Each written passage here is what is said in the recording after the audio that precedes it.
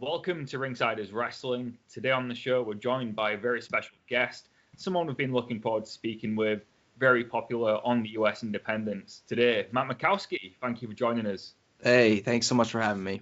Not a problem, man. How are you? I'm doing well. You doing well? Yeah. As well as you can be, I imagine. Yeah. That's what everyone's saying at the moment. I always say, how are you? And they're like, how do you think I'm doing? There's a global pandemic going on. Yeah. I mean, it's you know, it, I feel like there's light at the end of the tunnel now. Maybe. I don't. I guess I'm being optimistic about it. No, I think you're right. Yeah. There's definitely light at the end of the tunnel. In the UK, for example, we've just passed the halfway mark for half the population being vaccinated. Oh, excellent. Obviously, America's much bigger. I reckon you've Yeah. probably done around the same amount, but it'll obviously just take a little bit longer, I reckon. Yeah. But Yeah. I'm sure you guys are doing just as good with the vaccination. So, there's light at the end of the tunnel. Maybe things will be back to normal, Yeah. whatever that is next year. So, Yeah, that's kind of what I'm thinking too. So. as long as it's not another 5 or 10 years, I think I can last another year now. Woo, yeah, I know. But how's wrestling been going for you, mate? Because it looks like you've still been able to keep somewhat busy. Yeah, I'm trying to be. It feels a little conflicting saying this because I respect the people that have chosen not to work at all during these times, but I am trying to do things as safely as possible. I'm basically wearing a mask until I'm going through that curtain, and then as soon as I come back through, I'm throwing it back on. Yeah. I'm not. I'm trying not to mingle more than I really need to be. Kind of done away with the pro wrestling handshake for now. It's just Yeah. just any little small thing to just maybe be able to continue to work a little bit and be as safe as you can be during this type of situation. Yeah, that's all you can do, really, isn't it? It's be as safe as possible. It seems like most shows and promoters are being really responsible about things, from what I've heard. Apart from maybe a couple here and there, but the majority have been really good about it. In the UK, it's actually a year ago. I think it was yesterday since we had our last wrestling show in the UK. Oh wow! Not counting NXT UK because that would be Yeah. weird. But Yeah. our last independent was a year ago, so we're absolutely like dying for some kind of wrestling here. But what we've been doing is watching a lot of the American independents because they've going in somewhere. So we've just like been watching that as much as we can. One of them we watched was yourself at your recent GCW show. It was the Cybernetico. Oh yes. Yeah, man, that was a lot of fun. That was great. Yeah. That's the kind of fun we needed, in this. I'm really proud of that match. Like just for everybody, the 18, 19 folks or whatever, and a great way to stand out during a 24-hour marathon of wrestling. It was unlike anything else on the card. And of course with the match stipulation, the Cybernetico, and then just a lot of the characters and personalities that are utilized in Camp Leapfrog. Yeah. So I was happy to be a part of that. Yeah, it seemed like a very interesting concept. I mean, the whole show itself, Fight Forever, 24 hours, that was a hell of a kind of wild project. Yeah, I mean, yeah. Who knows who thought that up, but it did. It raised a lot of money towards for the wrestlers, and that was unbelievable. And again, just kind of being, even with a situation like that, just being as safe as possible. Just kind of everybody was kind of in right before their match, and then kind of out. There wasn't much or anything like hanging that. Around. So, yeah. Even in that match, the Cybernetico, I mean, there were some very interesting characters. And one person in that match who I really think has a bright future is Masha Slamovich. Okay, yeah. She's really tearing it up right now. Yeah. She's Absolutely. blown up since she got back from Japan. But so many people in that match, like larger than life characters. What was it like for you? Do you feel like you did your best to stand out in that group of talent? I mean, they. Are you familiar with Chikara at all? Man, I'm diehard Chikara fan. Okay, so like, um, I've heard like Eddie Kingston was referred to as like the sort of the I don't know, the 0 point. He kind of like normalized Yeah, everything. I get Like you. there's all these ants and like Ice cream. whatever time travel ice creams. Yes, and then you got Eddie Kingston, who's just like this guy from from New York. Anyway, I not that I'm a lot like Eddie, but in a way, the I feel like my character maybe grounds everything and Yeah, I like that though. brings a That's sense of it's just I almost feel different amongst all these I'm fighting like a boar and you're the weird one. a lion and yeah, exactly. Yeah, that's a really good way of putting it. Yeah, Eddie Kingston was the weirdo in Chikara. Not that I'd ever tell him to his face, but Yeah.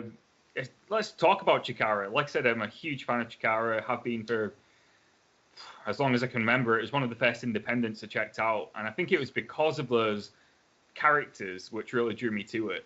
What was it about Chikara that drew you to it, and how did that come about? That's a good question. I mean, Chikara is actually a huge reason I probably even got into professional wrestling. It sort of rekindled a love for professional wrestling that I had as a child.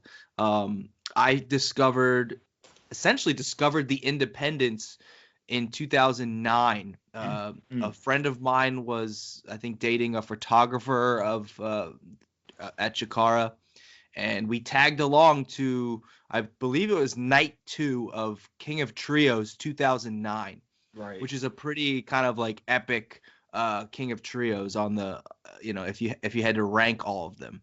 Mm-hmm. And well, for those that don't know, King of Trios is like kind of like the WrestleMania of Chikara. So I'm seeing like the Young Bucks, Kota Ibushi, El Generico, amongst whoever else, the Colony, Fire Ant, Soldier Ant, Fist, with Chuck Taylor, and this is one of my first experiences of independent wrestling, and my mind is blown away. Yeah. I didn't realize wrestling could be that until that night. I was only really familiar with like mainstream pro wrestling.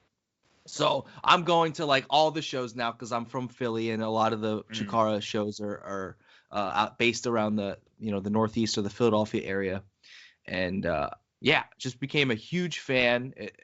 I was still fighting at the time. I was kind of on the tail end of my MMA career. Yeah. And so it was always something I maybe dabbled with. Like I remember like going to the like Wrestle Factory website and kind of checking it out, just kind of perusing or whatever.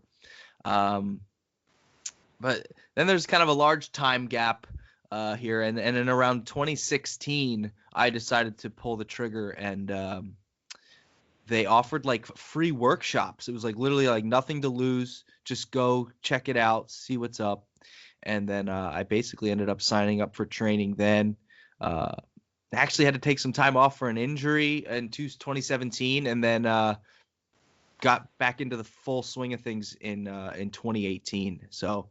And it's because I wanted to be a part of the craziness that was Chikara. So it was I am happy to have even just the short time that I wrestled there. I'm definitely happy with having been able to do that. Yeah, well, you trained with some of the absolute best independent talent in the world. One of them, Hello Wicked, we had on last week. Oh, awesome! I've always said he's one of the most underrated independent talents. Yeah, ever. he gets that title a lot, and I think it's just because he's he's not very outspoken himself. Yeah, and he stays super humble. So he and the people that maybe have followed his career or see his in-ring work, know that to be true. I really think, but yeah, I agree. Every time that that type of question just always rolls around in social media every couple months, and then it's always like Hollow Wicked, Yeah. So yeah, I am extremely lucky to have trained under guys like Hollow Wicked. I trained a lot under Orange Cassidy, Yeah. a bit under Drew Gulak. I'm with Cheeseburger now. He goes by CB, the world famous CB. So I'm training with him up at the Worldwide Dojo in Bristol, PA now. So again, just I feel very lucky to just get the knowledge from all those guys. Yeah, and then to blend that knowledge in with the martial arts knowledge that you've got as well, that must have really helped refine who you are now as a wrestler, having that Chikara character work, but then also that legit fight background. Do you feel like that's really helped make you who you are now? Yeah, absolutely. And I think that's kind of always what I wanted, is just this, my style definitely is very MMA oriented, but I try to add a lot of creativity to my moveset, and it's not just like straight mixed martial arts. Like I'm trying to really blend MMA and professional wrestling and whatever lucha or whatever together to create the most entertaining style possible. I felt that I maybe had an opportunity to do things that maybe people had never seen before, or at least not maybe haven't seen for a long time. Take when shoot style was maybe at its peak in like the 90s with whatever Pancrase and UWFI and Rings and all these guys. Like I'm sort of taking a lot of those, taking things from that and maybe blending it in with everything that I've been learning, and just but yeah, definitely have taken a lot of inspiration from the people that have trained me, and then blending it with my own style. Absolutely. Yeah, that you can definitely see it in your work. I've always felt there's a difference when Drew Gulak's a very good example of it. He's a very solid technical wrestler, got probably a shoot background too in wrestling, but he's such a good character and naturally funny, and he's got the whole package. Kurt Angle, for example, his comedic timing was incredible, but also a badass who could break your ankle. And I get that same kind of vibe from yourself, where it's like you've got the character work and you do work on it, but you also seem like a tough bastard as well, if that makes any sense. Yeah, I appreciate it. Yeah, and that's still all kind of coming out. I've been, I guess, I don't know, break kayfabe a little bit or whatever. Like I've been cast as sort of a villain a bit in a lot of my early work at Chikara, at least, and stuff. So it was a lot. It's been a lot of mean mugging and just not a whole lot of personality and whatnot. Just trying to be a hard ass. But I'm getting a little bit more opportunities to put a smile on or crack some jokes or whatever it may be. So yeah, we'll see as time goes on here. Is that what we can expect to see from you more in the coming months and years? Then a bit more of the real you coming out, so to speak. Like, what can we expect in the evolution of Matt Makowski? Yeah, I think, yeah. I mean, these things take time, but definitely there's definitely some events like that are coming out that maybe people get to see the real me or a different side of me anyway. In the coming months, definitely, like mostly with Camp Leapfrog, there's some things coming up near the end of April that I think will just again show a little bit different side. But yeah, it's like, I think with everybody in wrestling, it's always a constant evolution, trying to find where you fit in the grand scheme of everything, and yeah, it's a constant, it's a constant work in progress. You got to wrestle Simon Grimm at Bloodsport. I mean, I think that's awesome straight away. I love Simon Grimm. I think he's, again, another very underrated worker. And I think Bloodsport's a great concept. The next card they've got is absolutely stacked. For you to compete in Bloodsport, what was that like for you? You've got that legit fight background. What was it like doing Bloodsport, where it's like legit fight with wrestling? That must have been interesting for you. Oh, it's absolutely. I love it, and I'm extremely lucky and honored to be a part of these events. You know, I feel most at home on these events. It really fits into my wheelhouse, and it's really just a goal of mine to be as keep myself as relevant as possible and continue to get put on these, booked on these events. I really want to just kind of be synonymous with that style and kind of be a must-have, wrestler for that type of show. Yeah, because it's such a unique concept, isn't it? Like, it is pro wrestling, but it's also not the same time. It's like more like mixed martial arts, and I think that's really cool. The whole concept and presentation of it, where you always think like, what would happen if you had a shoot fight between these two wrestlers? What would happen? Yeah. But it's presented in a pro wrestling way. I think that's the magic of it. Yeah, I think Josh Barnett and GCW have done a great job of creating that aura behind it, and especially when Josh kind of took it over. He's got talk about background, like he's the ultimate shoot stylist when it comes to just a mix of MMA and pro wrestling. He's been doing it for so long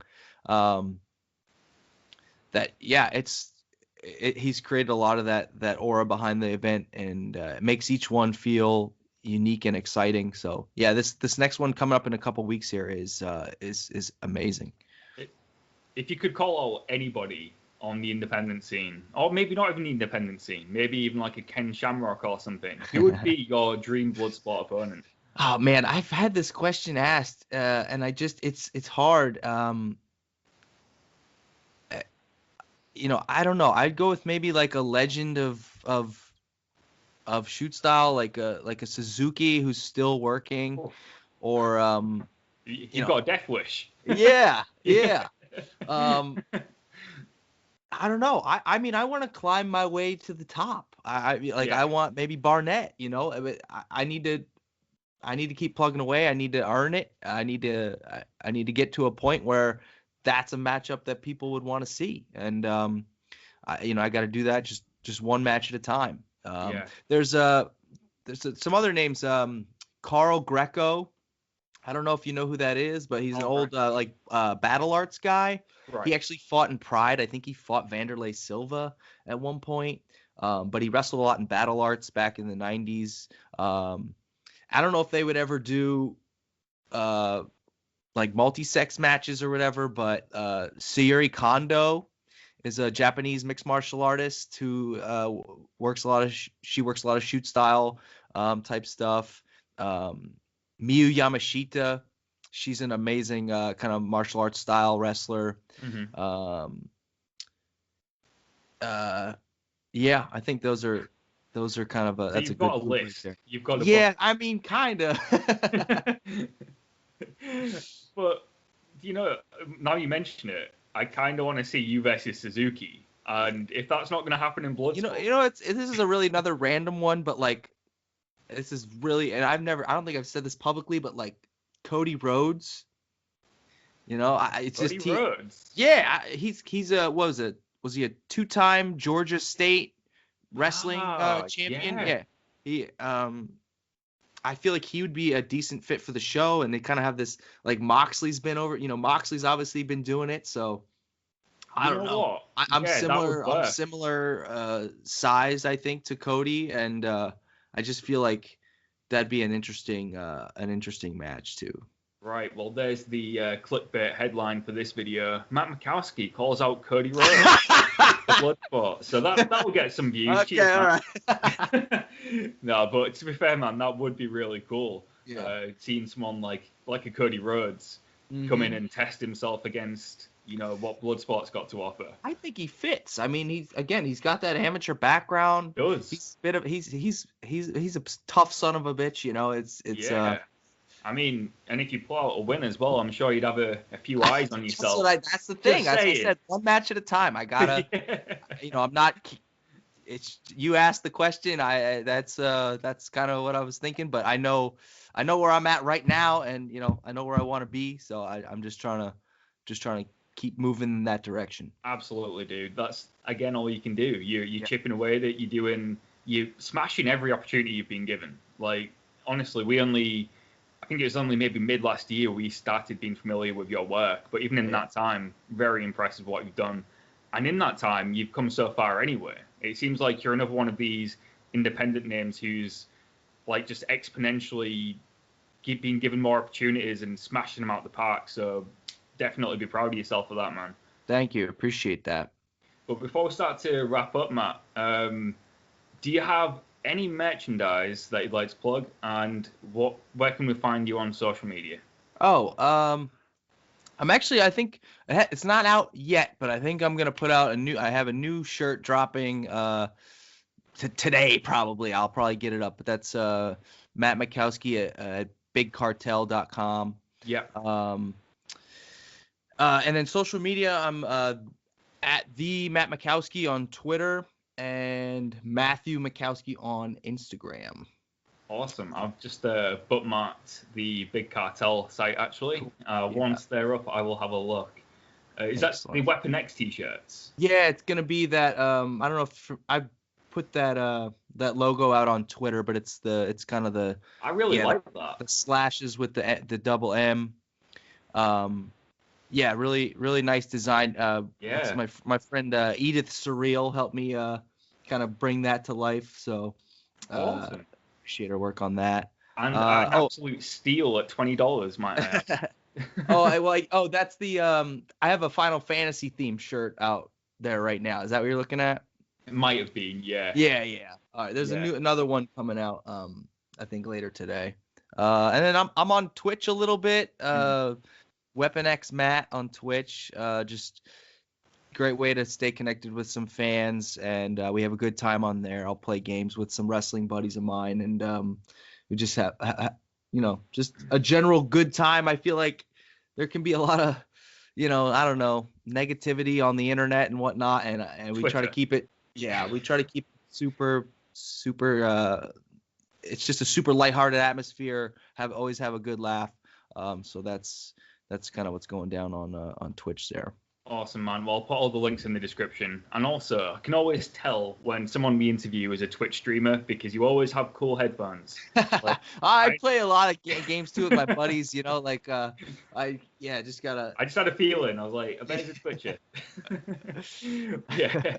Thank you so much for coming on, Matt. Hopefully we'll speak to you again soon. Until then, we've been Ringsiders, Matt Makowski. We'll see you soon. All right. Thank you so much.